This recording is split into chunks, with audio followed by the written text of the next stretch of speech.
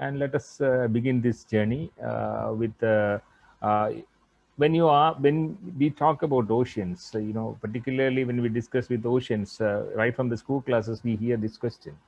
And this is the first Nobel Prize which came to India for an work done exclusively in India, and thanks to Sir C.V. Raman. And this question is actually the topic of PhD research even now in many parts of the world. So that interest, that kindled by Professor C.V. Raman is continuing unabated. And let me, begin the discussion about the importance of the ocean and what do we know about the ocean. Let me begin with this short video.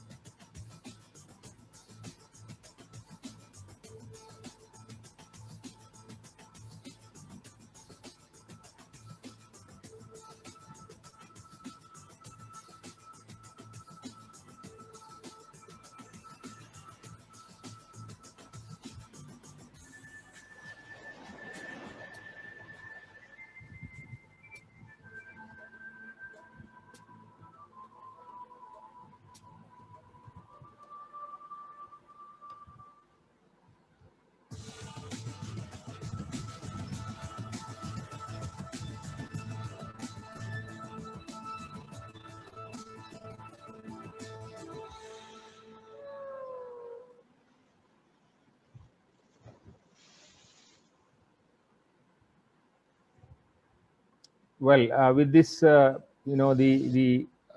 introduction of the short documentary produced by the Conservation International, which explains, the role of oceans. The first discussion about the place, the planet. It is not Earth; it's basically water. It's a watery planet, and it has only one ocean. We have different ocean basins, but Earth has only one ocean that covers more than 70% of the surface of the Earth. And if you look by the volume or biomass, 99% of the living space on the planet is in the ocean. And also, Earth's highest peak, deepest valleys, flattest plains, everything is in the ocean. And suppose you believe that Earth is flat, not round, then you can expect around 3.7 kilometer of water. So that's the amount of water which the Earth hold in the oceans. And 98, which is 98% of the Earth's water, and 90% of the total biomass of the Earth is in the oceans.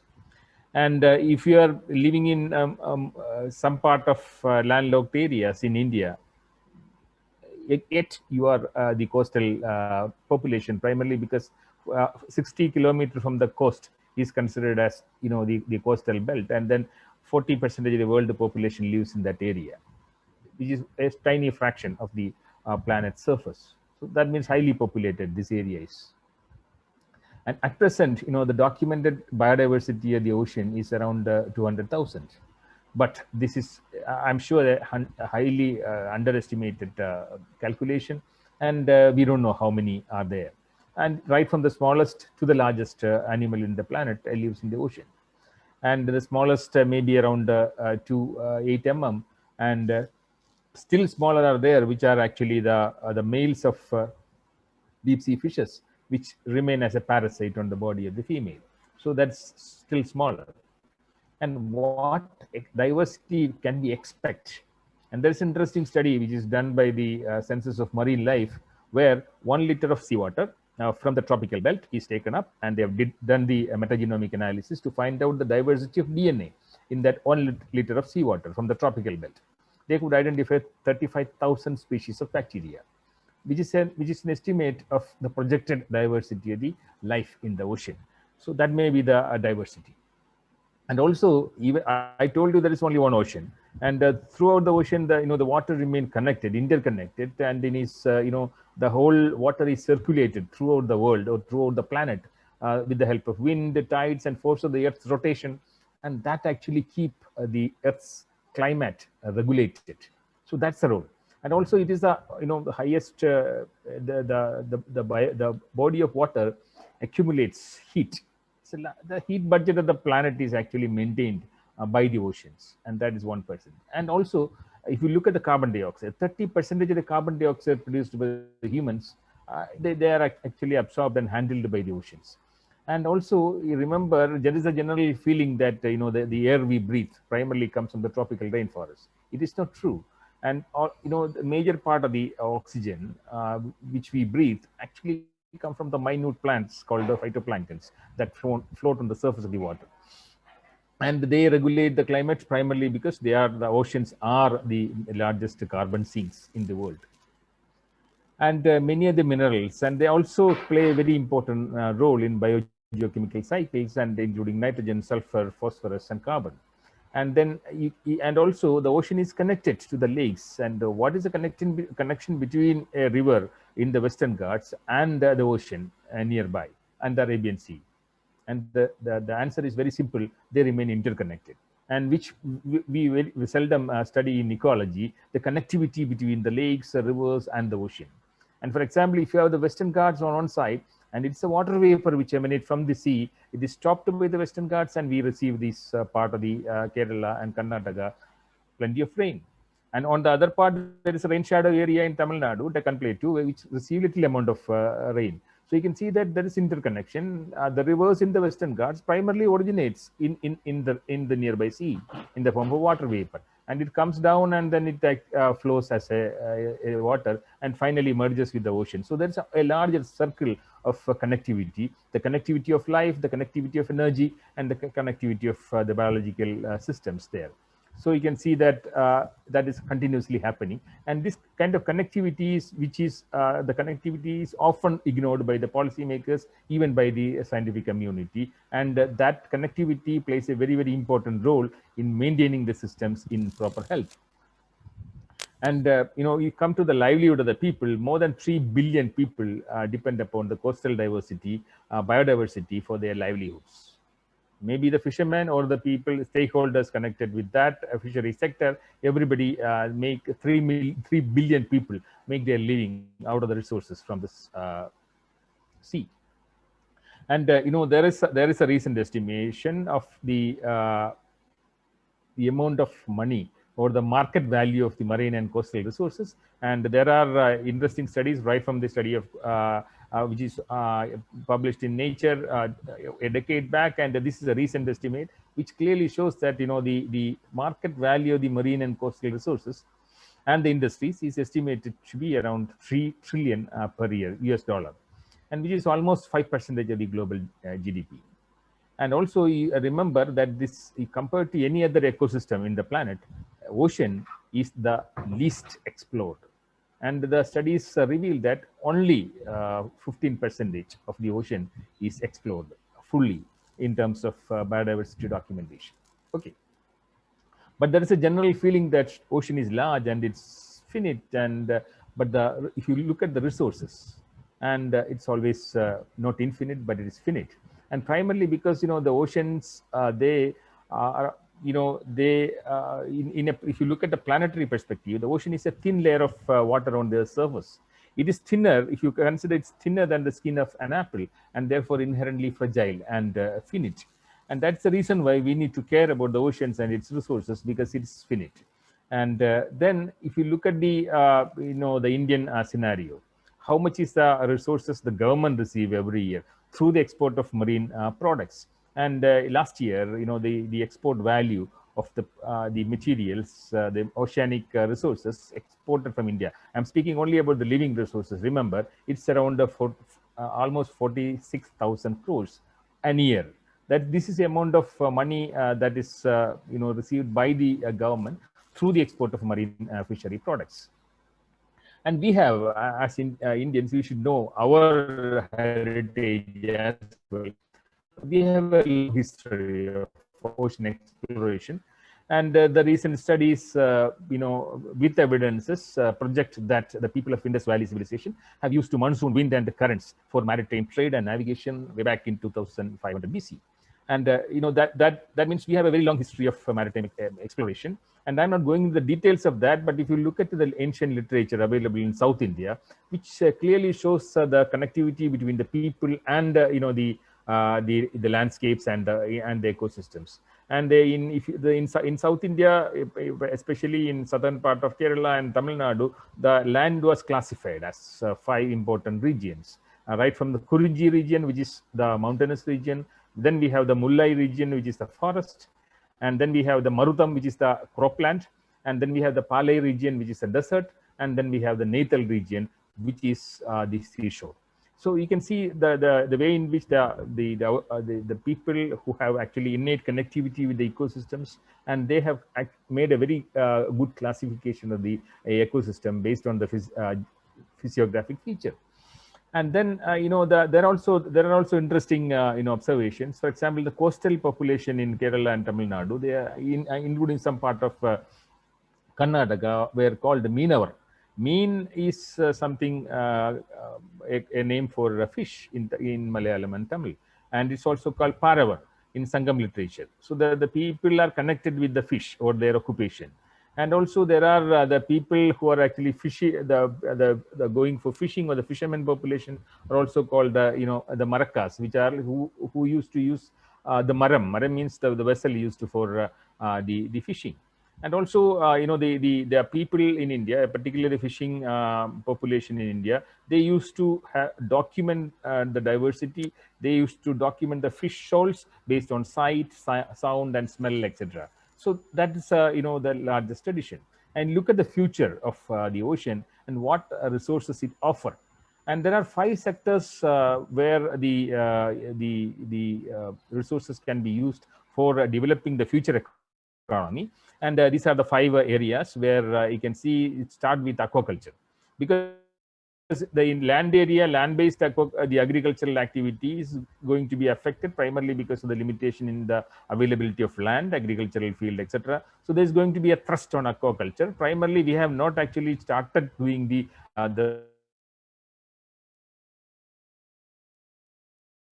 and that's called the seaweed aquaculture. A lot of scope. Only in Tamil Nadu, some part of Tamil Nadu, it is there in an active form, but nowhere else in India we have to explore the possibility of the seaweed farming, which is one of the most important vegetables available for future. Okay, and also fish.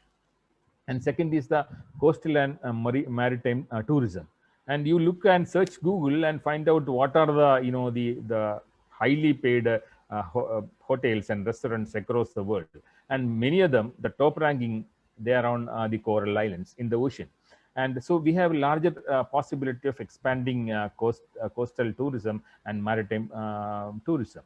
And then there is something called the blue biotechnology, where we depend upon the ocean resources for promoting biotechnology. And even at present, many of the life-saving drugs actually come from the oceans, and there are plenty in the list, in the pipeline as well.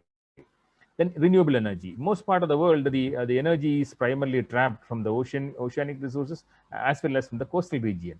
And the tidal, it is the tidal farms, the wind farms, everything will be, and the geothermal energy. All these things can be better utilized from the oceans. And in countries like China, Germany, etc., major part of that, wind turbines are in the coastal waters, not in the coastal plain, but in the coastal waters. And ultimately, it is one of the largest source for minerals. And on the land, we have almost exhausted major part of the minerals, and we have to look at the ocean, particularly the deep sea, for the extraction of minerals. So if you look at the ocean, it provides us a lot of scope for economic development, and that is that kind of a growth centered on ocean is called blue growth, and the economy which is strengthened by the oceanic resources are basically the blue economy. So we expect that in short, there will be more jobs, there will be more opportunities from the oceans. So it is actually a treasure house for future, treasure house of resources for future, provided we have to value it properly, and the sustainability should be addressed. Okay, the sustainability of resources is addressed properly. And if you look at the life in the ocean, this is probably the largest study, done by the human species to document the biodiversity of the ocean. And that study, that project is called the Census of Marine Life, or COML, which was completed in 2010, but yet the results are not fully out, because the scientists from different parts of the world still, mine the data and come up with the new species, etc., etc. It, as part of the project, there were more than 540 expeditions, and more than 2,700 scientists from different parts of the world, including in 80 nations. They were part of the study, and almost all the the information is now available in the ocean information system, and in the form of digital archives. And then there were 30 million observations. And in few years time, they have discovered more than 20,000 new species of organism from the ocean. So this is again an indication towards the way in which the future exploration of life on the ocean continue.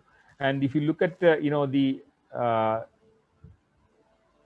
a short video on that, the Census of Marine Life. Fundamental element of our ecosystem. But the majority of life on Earth swims, crawls, eats, fights, and lives in our seas. What are the consequences of knowing so little about the biodiversity of life in the oceans and its ties to the health of the planet?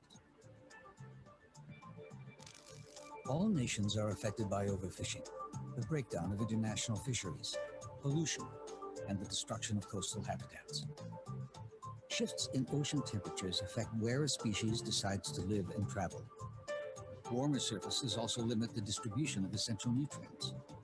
Meanwhile, plankton populations, the base of the oceanic food web, are constantly shifting in size and location as ocean conditions change. In fact, our seas hold innumerable mysterious species that react to and impact the environment in which they live. These are but a few examples of the complex underwater world. As the system transforms, how is every other species in the food web impacted, including humans? Recently, scientists from over 80 nations, working under the Census of Marine Life, have been deploying new technologies that monitor and measure life within an emerging global ocean observing system. New advances in acoustic sensing allow us to track animals at a scale tens of thousands of times greater than previously possible. This aids in the mapping of fish stock distribution and the building of sustainable fisheries. The cataloging of short DNA sequences allows for the rapid and accurate identification of life, from microbes to fish. With this technique, authorities can detect endangered species being illegally sold in world markets, and researchers can better catalog and monitor the diversity of life in our seas. By fitting animals with tiny sensors and satellite links, we can study previously inaccessible areas of the oceans. For instance, as a bluefin tuna is detected, we can follow its travels from Florida to Italy. In the case of the Pacific salmon, we are better equipped to know where and why these fish die. These tags also collect ecosystem data from the animal's surroundings, such as light, depth, temperature, and salinity. Animals are proving to be remarkable oceanographers. The elephant seal dives up to 1.5 kilometers below the surface and spends 10 months of the year at sea. The white shark regularly travels 4,000 kilometers from California to Hawaii. By tagging a multitude of species, we can track their migratory routes and identify feeding and mating hotspots. Technologies such as these, being implemented in Earth and ocean observing systems, can help us monitor, track, and study the health of the oceans and the life within them. The findings from this research are being stored in the Ocean Biogeographic Information System, a gigantic global database available to people worldwide. These initiatives, conducted over the long term with international cooperation, will allow us to measure the impact of climate change on marine life, manage our fisheries, coastal ecosystems, and water pollution, detect harmful bacteria in our seas, and discover new pharmaceuticals to help save lives. We rely on the oceans for energy, weather, food, and recreation. We must invest in technologies that will allow us to understand the relationship between us and the rich ecosystem of which we are a part. Well, this is an indication, this how the technologies play an important role in future documentation of the marine life. And if you look at the photograph here, and all these things are the recent discoveries from the depth of the ocean. And that include a discovery of a fish from called Mariana snailfish from the depth of the Mariana Trench. That means even at that depth, an organism, a fully grown organism, a fish can survive. And all these, recent investigations are primarily with the help of new technology, which I will explain in the coming slides, which helped in documenting the diversity at the depth of the oceans. And probably these organisms will deliver a lot of biomolecules for future research as well. And thanks to technology, as you look at the technologies, particularly in the form of research vessels and remotely operated vehicles, and then the acoustic technology, and the DNA barcoding technology, everything will actually help us in documenting the life, detecting the life, and of course making use of them for the future of mankind. And also, right from the day in which human beings, with the help of technology, started diving into the ocean, and we used the initial apparatus called scuba. This is called self-contained underwater breathing apparatus. And now from that, we have now come to the stage of remotely operated vehicles, which can be operated at greater depth of the oceans. And then we have the underwater robots, which actually can video document as well as collect data, collect organism for scientific investigations. And all these technological innovations in the field of oceanography, ocean science, and it helps us in documenting life in a better manner in the future as well. So in India also, the scientific investigators started using these instruments, and I am sure that this is going to be the future of the exploring the unexplored areas of the oceans in future. And also, there is an area where little amount of research has taken place in India, and that's the behavior of larger or mega carnivores in the oceanic waters as well as coastal waters. So this is an area, this definitely need more money, more investment, and then definitely improved technologies for studying this. And also, if you look at the way in which the robots help, and this is again a video which will a short video which will provide you a glimpse of what is happening in the form of underwater research. And this person is quite known for the students as well as researchers, James Cameron, who has been involved in a dive into the deepest spot on Earth, the Challenger Deep in the Mariana Trench. And this is the submarine machine he has developed to dive into the ocean.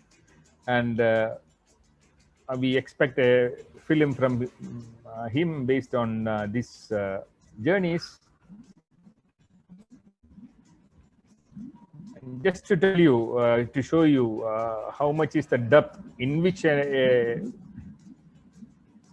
research, specially designed research vessel can travel.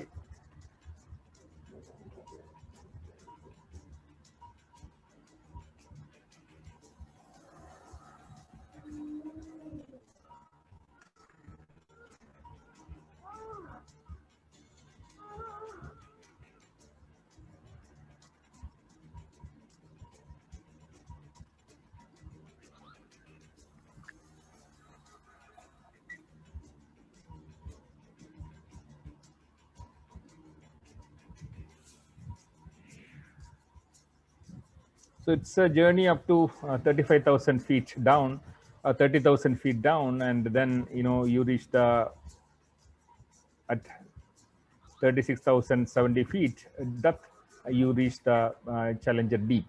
So all these studies in the recent years provide you with a lot of information about the life which is not explored earlier, and and the organism with their very peculiar behavior, etc. And then in India also there are a lot of interesting scientific advancements happening with the help of the Indian National Center for Ocean and Information Services, and with the help of the oceanic satellites, which we have put in the outer space, and we started documenting some of the climatic, the changes, and also the coastal ecosystem changes with the help of remote sensing technology, and that has started, and the information has started pouring in now. And then there is a general saying that we know little about the deep sea than about the moon. And this is true with regard to the deep sea, because deep sea, many of you work in with the DNA molecules, the PCR machine, and you know the enzymes, all the enzymes, they are actually now with you primarily thanks to some of the organisms which can tolerate very high temperature.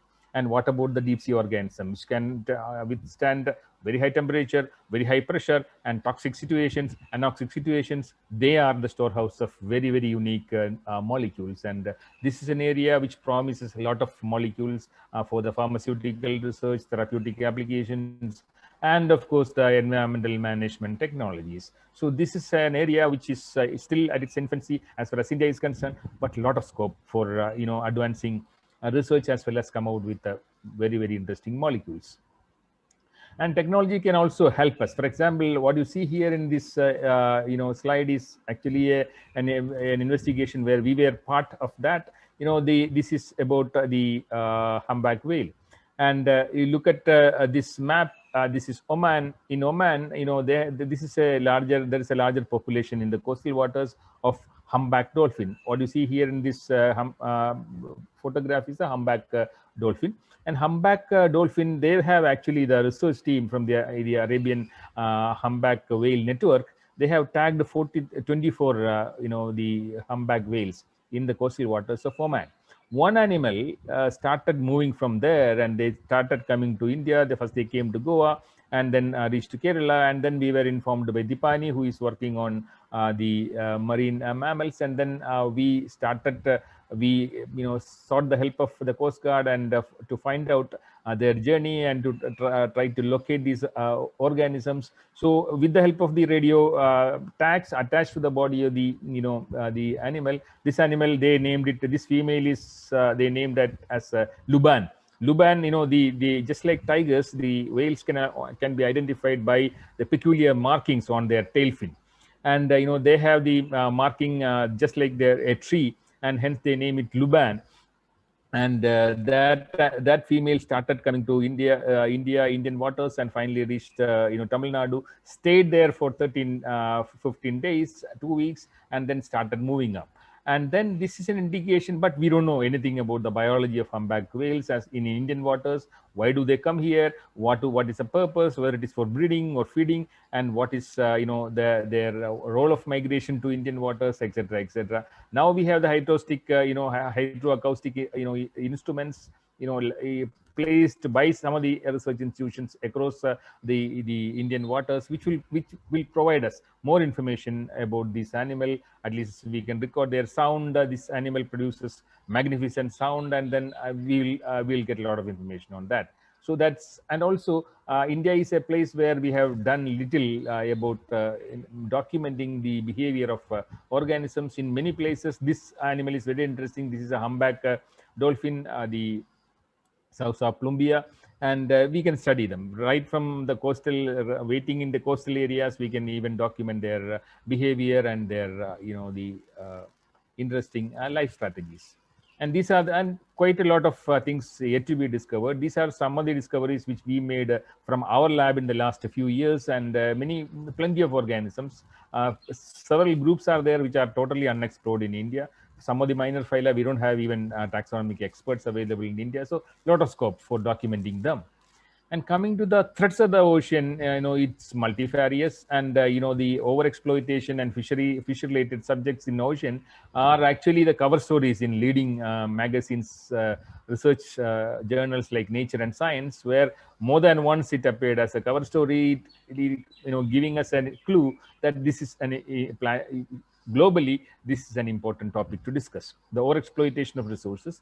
And many of the studies clearly show that the predators are disappearing from the oceans, and because they are larger sized, they are carnivores and they are on the top of the food chain, and they are disappearing in large numbers. And when they disappear, and there will be cascading impact in the oceans, and which is not properly documented, and there is an impact of climate change. All these things together ultimately contribute to the depletion of resources from different part of the ocean. So the loss of predators is one of the common features which you see in the oceans, the disappearance of larger predators. And overexploitation for our own purposes is again another way in which we document. This is a video which is available from South India in Trivandrum yesterday, shot by some of the animal right organizations, the way in which cruelly the turtles are killed in India. And the overexploitation is another issue. And then as a result of exploitation, in order to curtail the way, the exploitation rate, many of the animals have now been included, marine animals have been included in the Wildlife Protection Act of India through a series of amendments starting from 2010. Many of the organisms now appear in the the Schedule 1 and of the Wildlife Protection Act of India.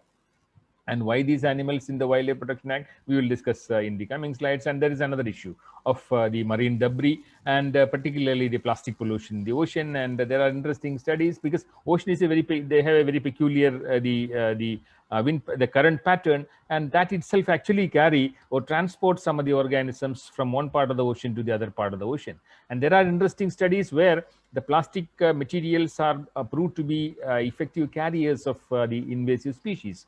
And the species from the American, the coastal area were transported to Japan through, carried in a plastic sheet or plastic debris molecules. And we recently documented one invasive species which which is now spreading throughout the Indian estuarine environment. The Mitella strigata, a bivalve mussel, which remain attached to the some objects, including the ship, and when they travel, they are carried to different parts of the world. So all these things, and plastic may also serve as a platform to transport these organisms, including pathogens, to different part of the oceans. And the plastic itself has its own issues like this. The ghost nets, the nylon nets, when they are actually damaged, they are thrown back into the ocean. They drift in the ocean and act as a wall of death.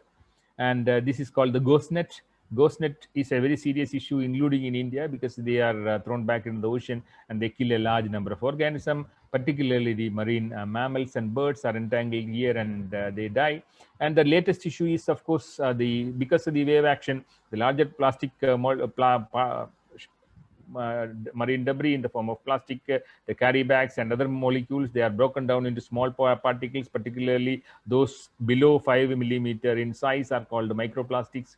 And that itself is actually a topic of discussion for 1 hour, because the way in which the microplastics behave, the way in which the microplastics actually absorb the molecules on its surface, and the chemicals, how they pass into the food chain. All these things are actually, at the beginning point of research in India now. And this definitely causes a lot of issues. The thrown out molecules, which are basically coming from the land because of human activities. And there are sort of a lot of issues connected with the climate change and the ocean, and which include the change in the water, changes in the nutrient availability, changes in the water chemistry, more carbon dioxide in the air, and ultimately it dissolve in water and form carbonic acid, and it changes the water chemistry, and more acidic waters across the world. This phenomenon is called acidification, a strong issue with regard to the animals like the mollusks with a calcium carbonate covering. And then it increases, the climate change increases storms and cyclones across the world, including in India, and the percentage is increasing year after year. And that also is another impact, and then direct impact on the organisms. For example, a typical case of oxygen minimum zones. And because of all these variations in the chemistry in the water, and the variations in the atmospheric chemistry, a lot of things are happening in the ocean, and there are large number of oxygen minimum zones appearing in different parts of the Indian Oceans. One. And second is that sea surface temperature is increasing, and as a result, there is change in the distribution pattern of organisms in the ocean.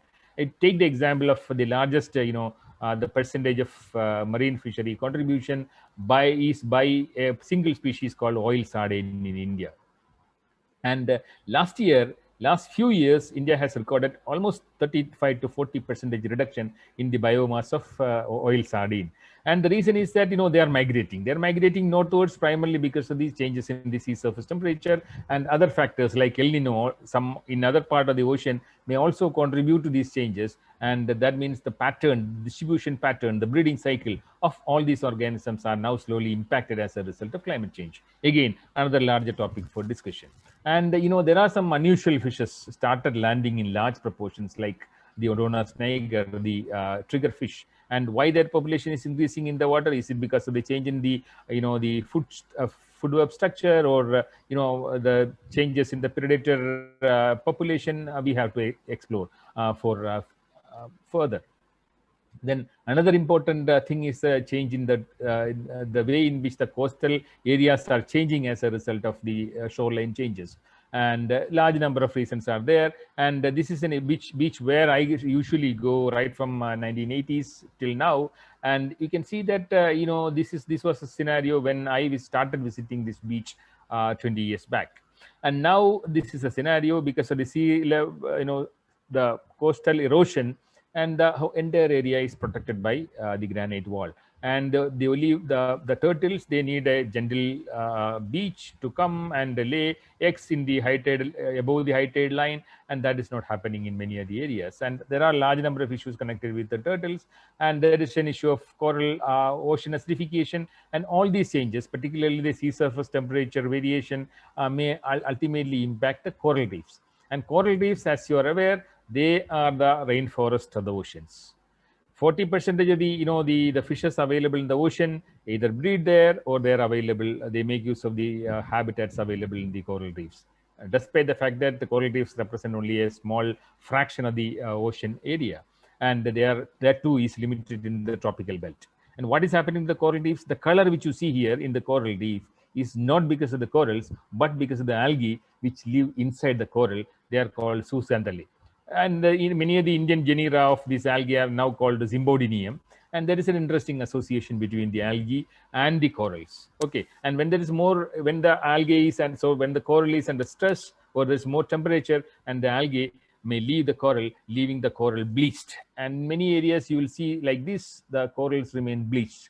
And if that phenomena continues for some time, then the corals will die. And that is the reason why the coral reefs are supposed to be the ecosystem in danger compared to any other ecosystem in the planet. Because if the global warming phenomena continues, and that is going to be a disaster as far as corals are concerned. And there is also another complicated issue of ocean acidification, because the corals, the externally protected by the calcareous covering, and the acid water will ultimately destabilize their exoskeleton. All these things are complicated when you discuss about the climate change in the oceans.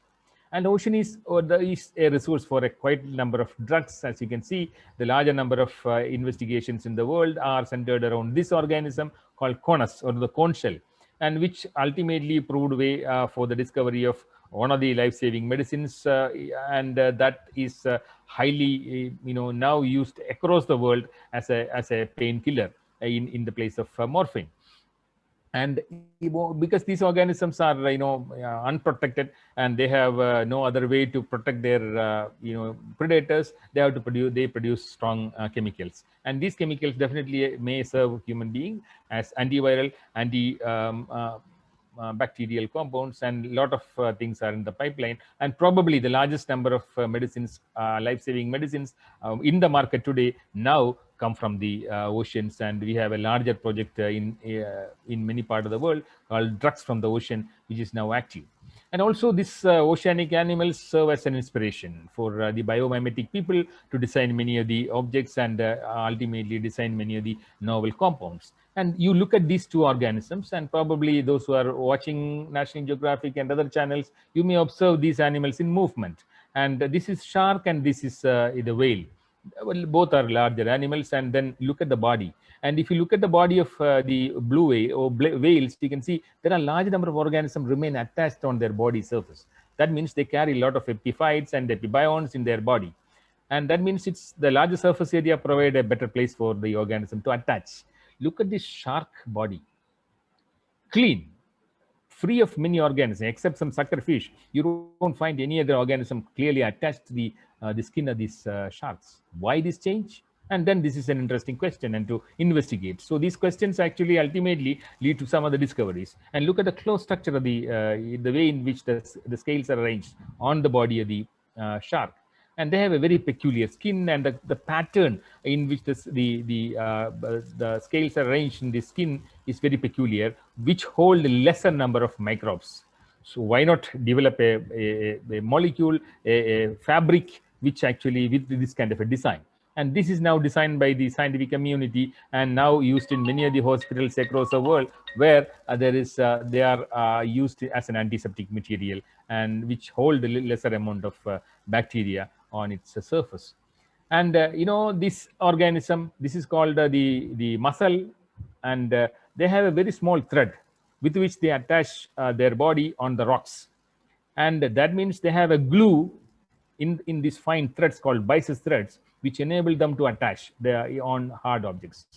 Not only that, they can withstand very high pressure because they are present in the shallow water. They are exposed to the wave action, very strong wave action, but they never get separated from the attachment. So that means they have a glue with a very special, the chemical structure. And now the scientists have isolated this glue, and that with the chemical structure like this, and this is now produced artificially, and that is one of the strongest glue discovered by the human beings now. So these kind of investigations are very interesting. And then I earlier spoke about the humpback whale. Humpback whale alone has a very peculiar flipper. It's a huge body, and they are driven by the activity of this flipper. And it helps in changing the direction, propel the animal forward. Why this is happening? They have a very peculiar structure in the anterior part of the flipper. So now that structure is now copied and put in the wind turbine with the maximum efficiency of movement. And then another typical example of biomimetics. And what we need now for future is actually to get inspired from the ocean and give more opportunity to the younger generation to know about the oceans. And that kind of an inspiration ultimately will help in understanding more about the ocean and expand their knowledge further. And then finally, some of them may turn out to be better oceanographers for tomorrow. But we need some kind of a platform for providing them this information and providing them with this kind of inspiration, which happens with the nature camps happening in many of the forest areas across India. But that is not the case with ocean, because we don't have a standard oceanarium in India at present. And the oceanarium, a journey into the oceanarium, a journey into an aquarium may provide that kind of a bio-inspiration for many of the youngsters to take up this work and carry forward this kind of a journey. And it's an inspiration. It's an inspiration not only for the scientific community, it's inspiration for the people in arts, culture, etc. Quite a number of books that inspire including the latest edition of the Blue Planet 2, right from the book of the Cousteau, which is called The Silent World, which inspire us, and a series of publications by the Rachel Carson, who wrote Silent Spring, and before Silent Spring, she wrote 2 books on oceans, and now a series of books by Sylvia. These people definitely inspire the youngsters and the adults from different parts of the world to look at the ocean and to understand its potential role in the ocean, which drive the planet health. And also, you look at you don't have to be inspired by the Western philosophy. The Indian philosophy also says that the Earth actually remains on the surface of a turtle. Fine. get inspired, because if you do something with these animals, ultimately the planet will you lose the planet where you live. And also, you need to be part of the action, where this is a typical example of a Sova beach in Mumbai, where a single man's initiative ultimately helped in cleaning the beach, because beaches are all polluted, and where we need the involvement of the younger generation to be part of the solution, which we actually created for the ocean.